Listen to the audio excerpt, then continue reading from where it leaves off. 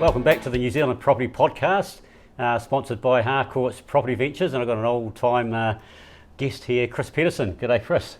Good morning. All right, well, exciting times. We've got a new government. Finally, it took a wee while, and Thankfully. it's a different sort of government with, three parties and all that sort of thing. So I thought it'd be a great time to talk to Kris. As many know, Kris is a mortgage broker that deals primarily himself with property investors, even though his your colleague deals a lot with the home buyers, is that right? First home buyers and stuff like Yeah, that. so they're pretty well the only people buying properties at the moment, those two parties, so let's talk about it. So Kris, the elections, are you excited? Yeah, it's been pretty positive since the election. As Mark alluded, I've probably got a business partner who might deal in the first home buyer market more than me, with me probably more dealing with the investors and traders. And I think if we look over the last 12 months, the market really shut down towards the back end of last year. I think investors could see property prices coming back at a pretty rapid rate of knots, and property traders the same, as kind of going, well, let's check out of the market while it's doing that. And first quarter of the year we saw it being completely dead. We saw the Reserve Bank relax the loan to value rules, I think in June, and that's when we saw the first home buyers start to come back. Yeah. I was always expecting it to be a pretty dead winter. A combination of obviously a sluggish property market and people, the market tends to die before the election anyway. Hope you had a decent break, so I think next winter might be a bit busier. I agree. And so we saw the first home buyers come back in a big way, but the investors were slow. But what was interesting is I remember doing a couple of talks around the country. It was around that time, I think, went from doing what talking Whangarei one day and then Invercargill the next. So getting an idea of kind of different feelings around the country. And while the investors weren't really partaking, they were starting to watch and get ready. Yeah. And I think there was starting to be that mood of change in regards to the election, that we were pretty likely to have a change in government. But I think people were either going to book a one-way ticket to Australia if somehow the government had stayed in, or they were basically getting ready to buy if there was a change in government. Yeah, still have been a few of our vendors have been actually heading overseas to potentially better waters, but yeah, it's been interesting. I've literally, just before you turned up, had a chat with a guy who's domiciled in Western Australia, and he's gone, okay, change of government. I was going to buy an Aussie, even though I live over there now, but I'm going to stay there, but I'm questioning maybe whether it's worth me buying in New Zealand, because he's weighing up, okay, well, there's some positives in regards to lower deposit amount. He's going, I've got to pay tax duty, stamp duty and all this over in Australia. And he's looking at going to New Zealand. Property market's looking pretty positive.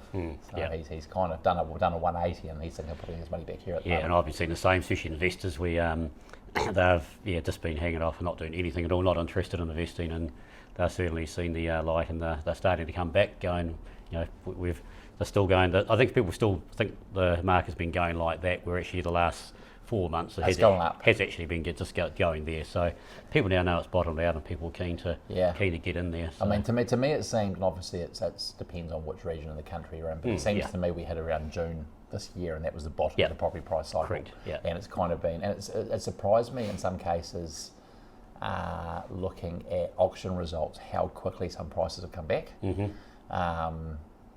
And so it's been pretty positive. So in a lot of cases we saw investors waiting on the sidelines, but pretty much since October 14, and obviously having a positive election result there if you're in the property field at all. It's amazed me how much the activity levels have picked up. I don't think the media's really picked up on that. There've been a lot of people sitting on the sidelines waiting, and I think I've had more sale and purchase agreements probably across my desk, and that's people either signing property up, wanting to attend auctions, etc. Probably since the election than I saw for the rest of the year. Yes, that's one thing I've seen that a bit more actually than I used to see, is actually more people getting the pre-approval ready to go at auctions. Many investors didn't do that in the past, but they seem to be doing that more now. Maybe it's the nature of the time, more auctions than there used to be, but you have to be prepared. And I just get to use a bit of a gauge of the market, I suppose property traders as well, because they are in the market, obviously transacting often and going to lots of open homes, and when they're feeling like the market's too spongy, they won't really transact. So obviously they're concerned about their ability to turn properties around. We're noticing a lot of coming back, and right now feeling that the time to basically get back in is good. as an ex-trader, I like the next 2 years as trading property. I know a lot of people don't like traders, and neither do I now, but but it's an interesting time. That one thing that's totally off what we're talking about today was exactly where the market is now with some property. You're saying some auctions are going, some properties are selling well. As if it's typical of where the market is right now. I think if you've got a property that's got, it's either cross-lease or even body corp. Some first-home buyers don't understand body corp, which is it's actually a really good thing in my opinion. And or some property with a smidgen of a problem, there's not many buyers for those properties. There are buyers, it's taking a bit longer to get there, but a freehold property standalone in a good area, they're the ones that are actually selling above the market, and they're the ones that are actually getting the market, I think, going up right as we speak. So yeah, I mean, I'm probably the most optimistic about the property market I've been in years. I think the first 6 months of next year is going to be carnage in regards to the economic figures, but I think it's going to be pretty positive in regards to the property market. So I'm expecting us to get to the other side of Christmas and to have some pretty dire numbers come out in regards to like retail and stuff like that. I think unfortunately for people there's going to be quite a bit of job loss, business failure. I think, I do feel for people in, say, the hospitality sector have had, a couple of years with COVID, and then, especially around some parts of the country, they had a pretty horrible last summer with weather and stuff like that. So I'd say and then there's, of course, huge amounts of people over the course of this year who've been coming off mortgage rates of 2s and 3s going into 6s and 7s. So that's sucking huge amounts of money out of the economy, and so people are probably eating at home a lot more. I was looking at something even like my food bag, which like their results have gone through the floor purely with people going, we can't afford it, and that will translate through to hospitality and stuff as well. Definitely. Talking to people at a couple of local bars down the road there a couple of weeks ago, and they're just pretty dead. They're still struggling. So I think that if you look at the economy, it's going to be painful, and CoreLogic do a report called the Pain and Gain Report, and so they look back following the global financial crisis, and the property market basically bottomed out and started to turn around mid-2010, but the economy didn't pick up until 12 months later. And I kind of can see a bit of a parallel. I think, you can definitely see that happening again. Where, as we said earlier, I think you saw the property market bottom out for 5 months ago, and I think it might be similar where the property market's picking up now, but the economy might be mid to late next year before it bottoms out. So back on the property market then, you go back 2 years ago, the triple CFA rules come in, which killed a lot of businesses, almost ours, and no one could get lending. The interest rates now are 3 times as high as they were back then.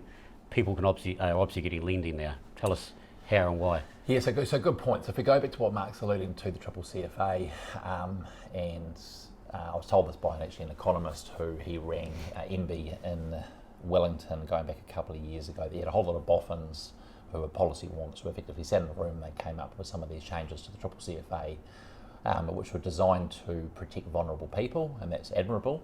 The problem is what they did with the legislation is they turned everyone into a vulnerable person, and they made it too prescriptive, so people literally couldn't borrow money. And that's why we saw at the back end of 21 going into 22, funding almost just got turned off overnight. Like people who should easily be able to kind of qualify couldn't access credit. And it took a while for that to be unwound. There's still a process of probably unwinding that further. No, not everyone listening will be maybe a fan of David Seymour. I personally am, and he's managed to get himself as the Minister of Regulation, which I think will translate to him trying to remove a lot of regulation which is holding parts of the property sector but other sectors basically back. And he wants to unwind parts of the triple CFA further, which will then probably free some credit up. So we've seen that part's positive. If I can just kind of make a slight detour, the part I'm very interested to see what happens next year is around debt to incomes. So we've got a Reserve Bank governor who has now got debt to incomes, which are another tool potentially which can be used to try and control funding. And what he's done is he's gone out to the banking sector and said that they need to have all their technology in order by 1 April next year to effectively, because he could then basically implement this. Now he's basically said at this stage here his intention is not to use it too much at this stage.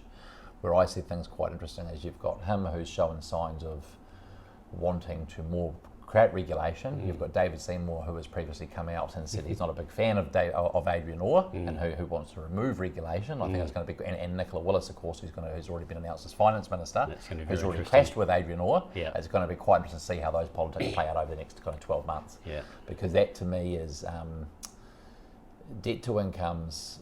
I'm not a fan of in regards to overseas. They're not used for property investment. Here they're basically looking like they would basically apply them to property investment. My rationale is why they shouldn't be used is that when they take into account a debt to income, it's effectively, you look at a household income of, let's say, $100,000, and then you use a multiplier. So you might sit there and go, you can borrow up to 7 times that. The issue is when you bring this into property investment, that ratio is supposed to take into consideration living expenses. If I go buy another property investment, I don't have another set of living expenses, if that makes sense. So it should only really be applied to people buying their own homes, not property investors. And overseas, countries like England and Ireland, they have used them extensively, but they've excluded it for property investment. We're looking at basically bringing it in to apply to all funding here. So one of the big things I'm keeping an eye out for over 24 and maybe leading 25 is does it get implemented, how tight does it get, and if it does come in, I'm expecting the non-bank market to blow up as a way of getting around those rules. I'm also we're talking to a lot of probably more seasoned property investors behind the scenes, and they're kind of going, okay, right now is a good time to be buying over the next 6 or so months, where we've got accumulation of property prices have bottomed out, interest rates seem to have peaked.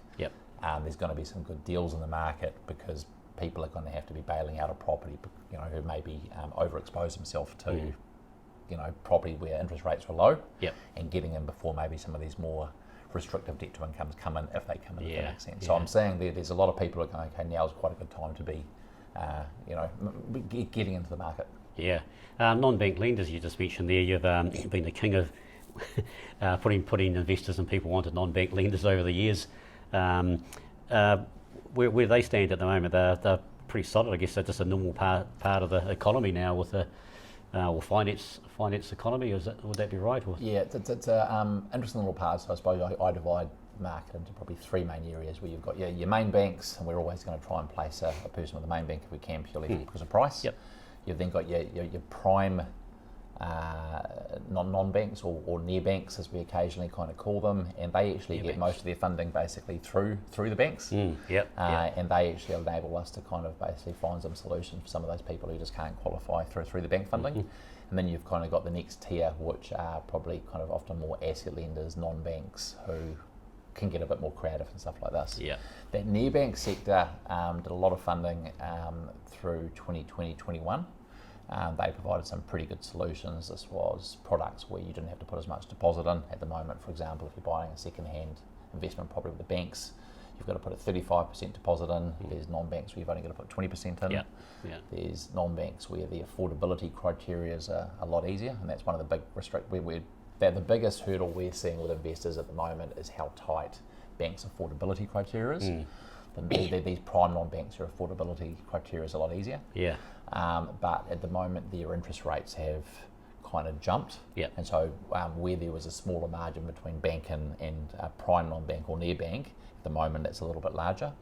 The expectation is next year that's going to close up a little bit, especially in the floating space. And people haven't wanted to float interest rates over the last couple of years because rates have been going like that. More people will look at kind of moving to floating rates as rates come down, because then they can kind of ride the rates down. So we're thinking at stages next year they will provide some pretty good solutions. Okay, great. Well, that's all good. Just a question actually, while you're talking there, and it probably depends on the 3 types of levels of lending that you just sort of mentioned, maybe for the banks and the one down. How's it going to be? There's going to be a lot of people in a situation, in fact, very similar that I've got, who's listening to this podcast right now, who have had very good income for 2, 3, 4, 5 years. The last 2 years has just plummeted to nothing, we'll say. And then next year it could just carry on back where we were 2 or 3 years ago. How's that going to do as long as you've got the equity, or the same equity that you had back then? When we always got told, you go to the bank, they look at the last 2 years sort of thing. That's crap. Do you know how that's going to work? Great question. So the banks are very tick box these days. I think something which has really changed over the last 5 or so years is that you used to have a lot more common sense in banking. they would have a lot better ability to look through things, if that makes sense. Now it's very, very tick the box, and I think there's going to be a lot of probably investors. We find a lot of investors are quite entrepreneurial by nature. A lot of them do tend to be kind of self-employed, and they're always trying to look at creative ways to do deals and things like this. And so to me, there'll be a lot of investors who will run into exactly the situation you're talking about there. So banks won't give it properly, and I think there's going to be a lot of people who are going to have exactly that situation where they're going to sit there and go, well, we're looking at your last 2 years worth of books, numbers haven't been fantastic. There'll be restaurateurs, there'll be a whole lot of people in that same boat. And there'll be a lot of people who go, we're actually trading okay now, and they're going to go, well, bad luck, you're going to have to wait another 12 months until your books are going well, and then kind of wanting to buy now because they're going, this is the great time to be buying the market. Now that's going to referring to those near bank lenders. They bring some other solutions to the table. So you might hear about things kind of alt docs and stuff like this, and rather than having to look at full financial statements, they can look at, for example, the last 6 months GST returns. I've got a client who've been dealing with over the last couple of days where, without getting too much of the complexities of his position, if we show financial statements, no chance of borrowing. But we've got a combination where there's a template accountant's letter where the accountant can actually go, well, this is kind of where we think his income is going to be at. This is where we've got 6 months GST invoices. And that figure there is a lot better than, I think we can effectively use about 130k income by using this paperwork, where off here using financial statements we've got 50k. That additional 80k is meaning he can borrow a lot more money and he can achieve what he wants, if that makes sense. I've got another guy I was talking to last night where he's gone overseas for 6 months to Brazil, so that's the first 6 months financial statements, and that's messed up the way his books look. We're going through a similar situation where his accountant's going, well, this year he's actually flying. And by using a similar type of situation of basically GST returns, bank statements, and probably accountant's letter, we can probably get a solution where the financials and going through a bank won't. And the idea being that's maybe a 12-month solution, refinance back to bank. Okay, great. Now, interest rates. Now, I'm interviewing Jared Kerr in 2 weeks' time. In fact, over the Christmas break, you'll probably hear his podcast come out. But so I won't take too much of a thunder. But you're a bit of a social butterfly. You hang out with all these high-ranking, people in the finance world of New Zealand, mate. I've got a Kiwi Bank thing with. I think Jared's presenting it tonight. Oh, okay. Oh, very good. Yeah, no, he's a great economist, and I know you think the same as well. But the interest rates, next 2 years, 3 years, 5 years, is this where it's going to be for a while? When you're looking historically, we're about the average of 6-7% of what we've always been in in an average for the last sort of 20 odd years. Is this sort of what we should be expecting in the next wee while? Firstly, a plug for Jared. Probably, I suppose the two main economists in regards to property and interest rates I would follow would be Tony Alexander, who's really good because I think with his surveys he does of agents and mortgage brokers. And many people all know Tony. He's got a really good finger on the pulse. I think out of the bank economists, I think Jared's probably called the last 6 months the best. While most other bank economists have continued to sit there and say and I'm not saying right now, I'm talking a few months ago, we're basically alluding the official cash rate was going to have to keep rising. He basically is like, I did a webinar with him I think mid this year, and he's like, property prices have bottomed out, the official cash rate doesn't need to go up anymore, and he's stayed with that for basically the last few months, while it's taken a while for other economists to come around to his way of thinking. So I think he's basically called both of those pretty accurately. Trying to pick, to be fair, the tops and bottoms of interest rates isn't easy, because if you look at the last unfair, I know, mate. If you look at the last few years, if we were having this conversation 4 years ago and I said we're going to have a worldwide pandemic, you wouldn't think that. And then you run into Russia, Ukraine, you run over to what's happening in the Middle East at the moment. There's so many of these things which can throw interest rates around. But I suppose looking domestically, to me, I think that we're roughly at the peak now. We haven't had an increase in the cash rate since May. We've got a review coming up, I think, in about 2 hours' time. And that's not going to move. It'll be kept stable today. And the main thing I'll be looking at is actually the commentary from the Reserve Bank. There's no way they're moving the rate today. From what happens over the next few months is not actually the official cash rate and whether it goes up or down, because I don't think it's a while before that moves. The commentary becomes the most important part. Correct. Because that's what starts to dictate probably where rates will go. Now, I think they're going to be very cautious today in saying too much, because they don't want to spike activity when they're still trying to control inflation. Especially the government's just trying to re-establish itself. And so my pick is that they're going to be quite careful on commentary and forward projection on where that cash rate will go. going back to where I said earlier about the economy, I'm thinking that what we'll see is we'll get to the other side of Christmas, there'll be some negative figures come through, and they'll start to maybe talk more about the official cash rate being able to be brought down next year. Yeah. At the moment, of course, we've got, say, we always say it's got to look in your personal situation, but for most cases, we're not recommending people fix for longer than 12 months at the moment. Right. And that's more because we think we're at the top of the cycle and you're better to try and ride it down. We've seen some people... And at the very worst, it will be the same if it doesn't, I guess. Yeah. So in most cases, we're expecting at some stage rates to start dropping next year, probably in that kind of mid to latter half. Yep. And so, for me, we're seeing, for example, the 1 year rate in that kind of 7 to early 7% mark. Fingers crossed, we'll start to see it somewhere in the 6 to 6.5% mark towards the back end of next year. How far it drops from there is hard to say. Yeah. But yeah, I'd be crossing my fingers, and it'll be great to see interest rate with a 5 at some stage in the next couple of years. Don't worry, mate, we'll save integrity. If it goes up 0.5% today, we won't run this. So you won't hear it. Sorry, guys. There'll be a lot of people crying if it goes up 0.5%. It would be. Yeah. All good.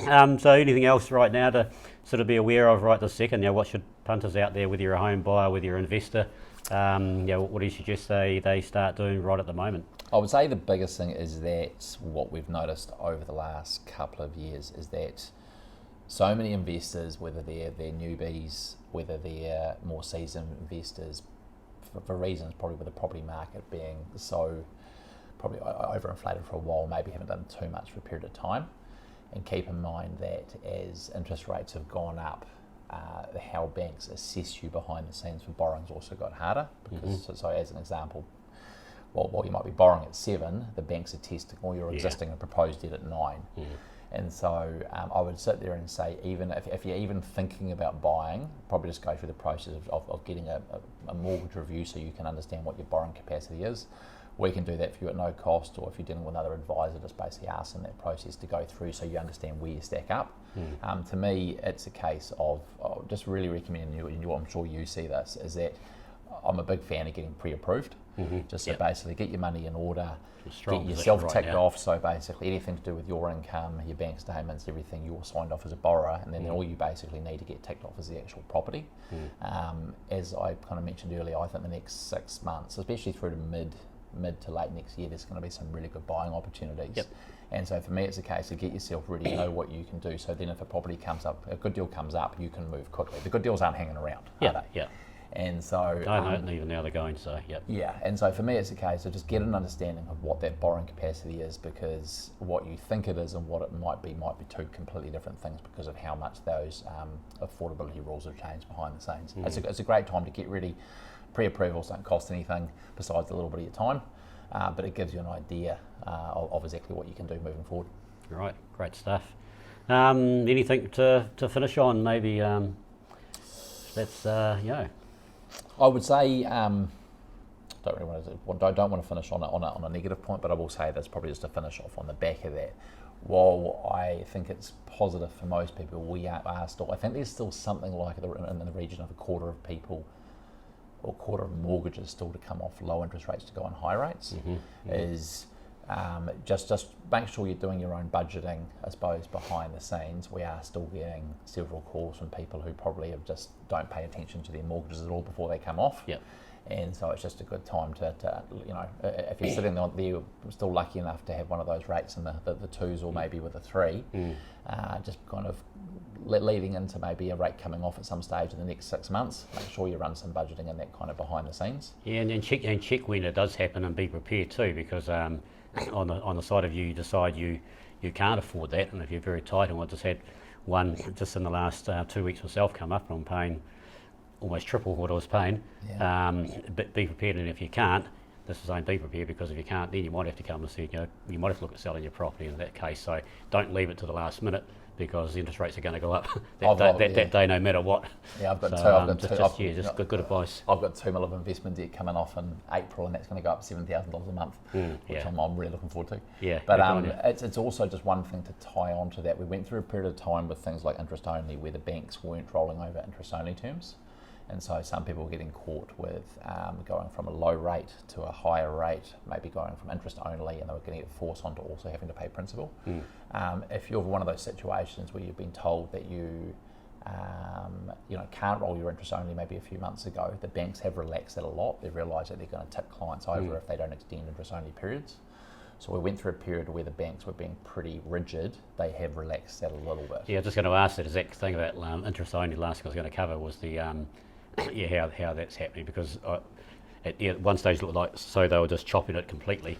Yeah, they've relaxed. I think they've realised that you've had people go through this thing of low interest rates to high rates, interest only to P&I, and also with the stupid tax changes that the Labor had basically brought in behind the scenes, which is starting to bite more right now. Plus, of course, cost of living with inflation. All of those things is just, for people especially who might be holding a few investment properties, is just a recipe to tip people over. And so the one thing I'll give the banks overall, and even the Reserve Bank, a bit of credit, is there's a completely different feel in the market now to the GFC. If you went back to the GFC, the banks were just ruthless. And I remember seeing a stat relatively recently, and I did a bit of a digging online, that if you went back to the GFC as an example, there was a point, I think it was late 2008 or early 09, where there's about 3,500 properties on Trade Me for mortgagee sale. If you jump on now, there's about 40 or 50. So even though there might be some financial stress, the banks behind the scenes are actually helping people. I know mortgage arrears, and Jared will probably get more into the detail on this than I will. I know mortgage arrears and stress is there, but the banks are probably working with people where previously they'd probably kind of shoot them, if that makes sense. So I would sit there and go, if you're unlucky enough to be on the stress side, don't stick your head in the sand, talk to the banks. They will actually kind of work with you. No, I can vouch for that. Just more you're upfront with people, the more more leading. There's a lot more pressure from the government and behind the scenes to help people. No, all good. Okay, well, Kris, so thank you very much for your time today. I know you're a busy man, and looking forward to chatting next year. The podcasts are going to happen a bit more regularly from now on. And we'll look forward to getting you again next year with an update later on. We'll have to get you onto a webinar as well with your expert opinions. Absolutely. Good on you. Thanks for your time. Thanks, mate. And we'll be back. Your next podcast is going to be Aaron Davis, also talking a bit about the what's been going on with the government, and also auctions and where the market's going. So look forward to seeing you next time. Until then, take care and be good. Thank you.